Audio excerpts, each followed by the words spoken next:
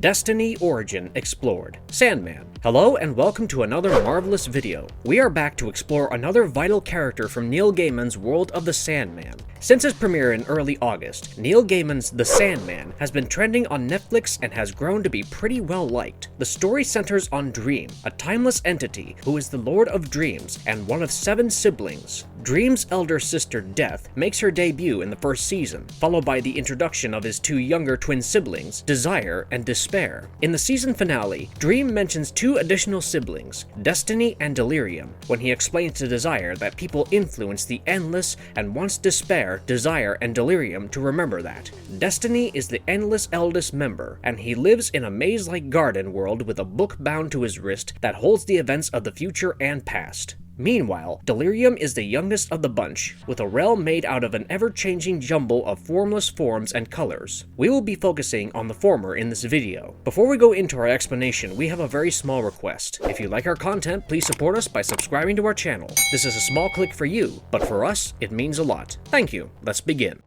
Destiny's first appearance. Destiny initially made an appearance as the host of a DC horror comic from the 1970s called Weird Mystery Tales, just like Lucian, Cain, and Abel, and various other Sandman characters. Of course, his family was not mentioned, despite the fact that a more conventional Death did make an appearance, as most of his stories were really recounted by Dr. E. Leopold Maas, a paranormal investigator created by Jack Kirby. In his early appearances, he was more of an introducer than a storyteller. Beginning with issue number 10, Destiny started to appear in some of the storylines. By issue number 15, Eve had taken control of the story and smuggled herself in from the beginning. Secrets of Haunted House, a new series previously presented by all 4 characters, was now hosted by Destiny. Since the hosts controlled the letter's pages, responses were written in character. Such attitude was also frequently represented there. The other hosts thought he was the dullest storyteller. Cain, Abel, and Eve handed him a sampler with the message, "If you're so brilliant, why don't you have your own book?" for his birthday. Despite the fact that he couldn't read it due to his blindness, it was said that he was the child of Mrs. Emma Destiny, albeit this was in a letters column, so it may have been a joke. Abel took over as presenter of the show when Destiny left following issue number 39 of the series. House of Secrets got cancelled, and it was rumored that the house had been destroyed. Destiny also encountered Superman in Superman number 352, preventing the Kryptonian superhero from assisting people in order to break a growing destiny of Metropolis being dependent on him, and met the new Teen Titans on multiple occasions, all of which were written by Wolfman. When sentient life forms with destinies first arose in the cosmos, Destiny was born. Destiny, the first child of night and time, often prefers to watch creation take place rather than participate. One exception to this was Despair, the first Endless to pass away 100,000 years ago. Following her murder, Destiny and the other Endless traveled to the necropolis, a city devoted to caring for any corpses assigned to them, to bury her body. The Necropolitans chuckled when they were asked for the Book of Rituals and the Fragments of Despair, since they had long since lost interest in their work and were unaware of the city's deal with the Endless. Destiny responded with an out-of-character display of passion and revoked the city's charter, saying, "This is no longer a city. It is over. It is ended." The first necropolis was entirely demolished by a strong wind that came down. Not a single stone was left on top of another. Letharge replaced it.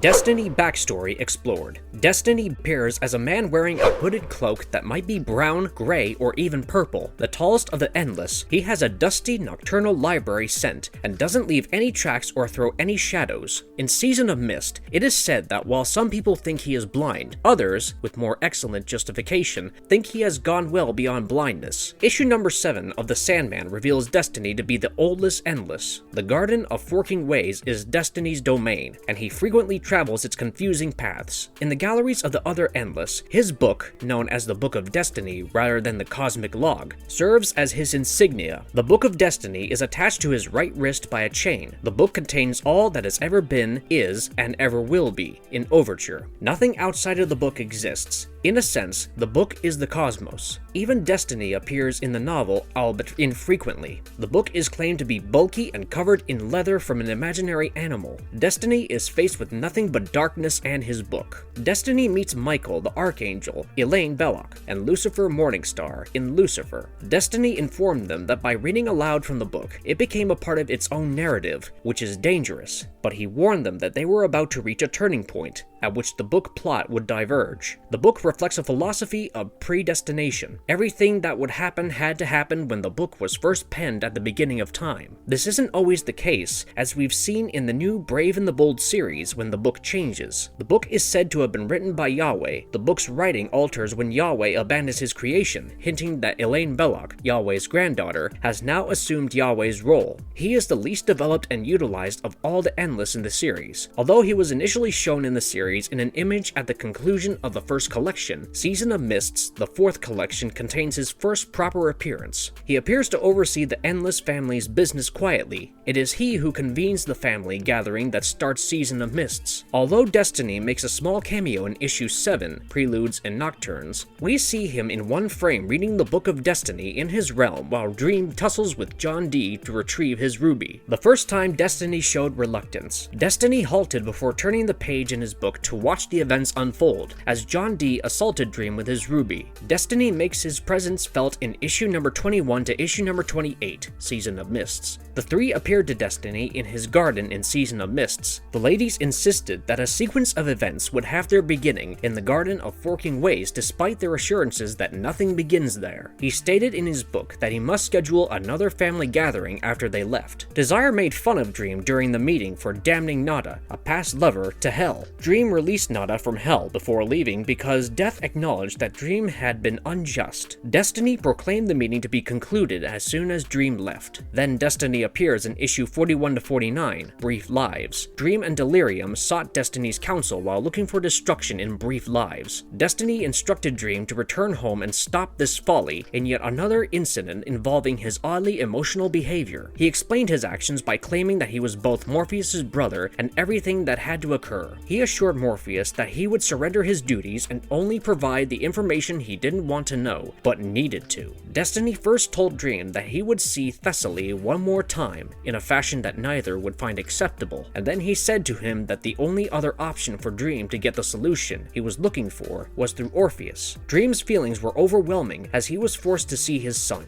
Despite the discomfort it caused him, Delirium managed to regain her composure at this moment to ensure the continuation of her mission with Dream. She approached Destiny and pointed out to him that there were things outside his book and his garden, such as why she ceased being Delight, that he should be aware of. Destiny's withdrawal upon the argument supported Delirium's assertions. Now that was Destiny in the modern age. Let's see what he did in the ancient times. Destruction summoned a family conference somewhere around the beginning of the 17th century CE and informed the other Endless that he would be leaving his duties and his domain. The gathering was summoned by Destruction, but Destiny hosted it in his realm, which seems to be customary. Destiny remembered the incident from Brief Lives, when the wind seized his book's pages and caused them to flip to the page where the family reunion was recorded. Destiny reacted to the news like he usually does, quietly and unsurprised. After one of Dream's aspects perished in flames in 1915, Dream set out on a quest to discover and right a cosmic injustice brought on by the improper treatment of a previous vortex. In Overture, Dream's mother, Night, threw him into a black hole amid the events of the voyage. A dream ship showed up in Destiny's world when they were trapped in the black hole. The ship entering his realm brought three things that had never happened before. Destiny was taken aback. An illusory object appeared in his garden. He saw something that was not generally in his book. Destiny was so enraged by the three happenings that he coercively pulled Dream from the black hole and into the Garden of Forking Ways to retrieve the ship. The fourth issue of the Book of Magic, Book 4, The Road to Nowhere, has a brief cameo by Destiny. In it, Timothy Hunter is taken to the end of time by Mr. E to kill him. They are not supposed to be there, so Destiny meets them. Death shows up because he needs to pass away. Destiny says, "I believed the end would never arrive and that I would never get to the last page of the Book of Destiny," as he passes away. If we have to talk about his personality, most of the time Destiny is more of a spectator of reality through the pages of his book. He occasionally takes a more active role in the narration of his work. When this occurs, it usually means that the book calls for his participation to prepare the ground for a subsequent sequence of events. Even when Destiny does react emotionally, it may be because that's how the book instructs him to. Destiny seldom exhibits strong emotions. Instead, he is typically depicted as stern and indifferent. Destiny is just concerned with his objective and becomes upset when encountering something fictitious. In some situations, like in Brief Lives, survives, Destiny lets his own preferences influence his actions and withholds information from his siblings. The only two instances in which Destiny is depicted as having intense emotion are in Overture, when he summons Dream, and World's End during Petrifax's narrative. Exploring the series, Destiny, A Chronicle of Deaths Foretold. Alyssa Whitney's Destiny, A Chronicle of Deaths Foretold, a 3-issue miniseries, also features Destiny. The son of Byzantine Empress Theodora is represented there, being transformed by fate into a horseman of the end times carrying the plague. The horseman spreads the bubonic plague over several periods of human civilization, while looking for a lady he can love and spare. The horseman first appears in the 21st century, when he gives the terrified victims of the most recent scourge a sneak preview of Destiny's book. 2009 saw the extinction of the world's population due to the emergence of an antibiotic-resistant variant of the bubonic plague. Ruth Knight is the leader of one group of survivors that receives a visit from an unknown person who claims to have a page from the Book of Destiny that contains a future prediction. He uses historical accounts from the Byzantine Empire during the Plague of Justinian, Issue 1, a princess at the start of the Black Death, Issue 2, and an Englishwoman during the Great Plague of London to demonstrate the authenticity of his claims, Issue 3. Each of the stories includes Destiny himself. The stranger then asserts that the page foretells the spread of the present disease and provides Ruth with information about her own future. In Issue 1, a plague has spread over the planet, and a visitor arrives in town claiming to have found a page torn from the Book of Destiny. He then starts reading the story of the Justinian plague out loud to the still alive townspeople. Since there is nothing else to amuse them in this depressing world, they are much amused by this. In the second issue, we learn more about Ruth, the farmer's wife, and the owner of the plague-surviving horse Paladin. The next chapter of Destiny's book is read by Ryder, a stranger who returns to the town. This time, we are taken to medieval England, where King Edward is trying to recreate the magic of Camelot by forming his own band of knights. He is also trying to prevent war by marrying his youngest daughter to a future ally, who is unstable and might kill her. A guy who is prepared to sacrifice himself for the young daughter becomes friends with her, as the Black Plague starts to hunt everyone still alive all around them. In the last comic book, the mysterious John Ryder reads the third and final story from his prophetic book, including a page taken from Destiny's old Book of Knowledge. This last tale describes the plight of a young woman who lived in a tiny English town during the Great Plague in the 17th century. However, when ancient prophecies come true and Ryder is forced to decide between love and destiny, the past and present collide in unexpected ways. In some ways, this is a complicated metaphor concerning free will against determinism and how John Ryder has done nothing except carry on with what is predestined to happen, regardless of his desire to change things. As a diegetic and non-diegetic narrator, Destiny appears in all 3 of these issues. The ending is ambiguous, as Destiny exclaims there is a page missing from his book, so even he doesn't know how this ends. I wouldn't want to spoil anything for you guys with more details. You might want to check these 3 issues out. What makes Destiny so powerful? Destiny is both the ruler and personification of all destiny and freedom. The planned path of events, as well as the lack of need and restriction on choice, are under the control of Destiny. He possessed godlike abilities and complete control over his domain, a garden holding all potential destinies of the present, past, and future. He is also ageless, so that makes him virtually immortal. Despite his blindness, Destiny could see the minor details across the universe, including the patterns created by living creatures on their journeys through life. He can also modify his look and attire. He is quite capable of using magic as a dangerous source of power. Destiny, like the rest of the Endless, was constrained by a complicated set of laws and norms, despite his tremendous abilities like, he must not shed the blood of family members or he would lose his protection as the incarnation of Destiny from the other Endless. He must not fall in love with a mortal, or the mortal will perish. He is also weak against the Challengers. The Challengers of the Unknown are a group of professional adventurers who often avoid death while on missions of discovery and exploration.